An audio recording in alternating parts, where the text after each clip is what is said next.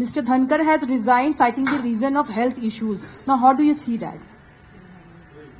I don't have any comments about it because let us see the things. Let us watch. He is wealthy man. He is a healthy man. I think his health is absolutely okay.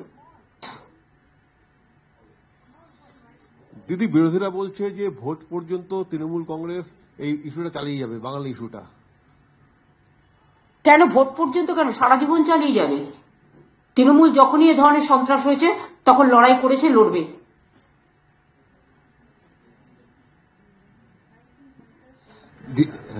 দিদি আপনি বললেন যে অনেকের কাছে এরকম চিঠি এসছে।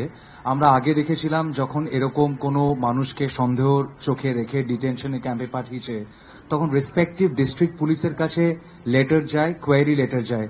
এখন কি সরকার থেকে কোনো স্ট্যান্ডার্ড ইনস্ট্রাকশন পুলিশের কাছে যাবে যে সরকারকে না জানিয়ে পুলিশ নিজেদের থেকে কোনো রেসপন্স দেবে? তারা তো আগেই তাদের ভরে দিয়েছে, পরে তো আমরা জানতে পারছি, তখন আমাদের ইনফরমেশন আমরা দিয়ে দেবো।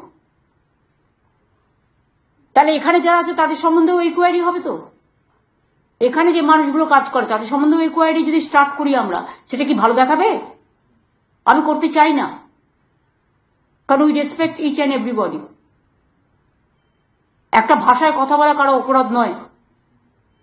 আজকে সাউথ ইস্ট পুরো এশিয়াতে বাংলা ভাষায় কথা বলার ভাষা হচ্ছে দ্বিতীয় স্থান, আর সারা পৃথিবীতে পঞ্চম স্থান।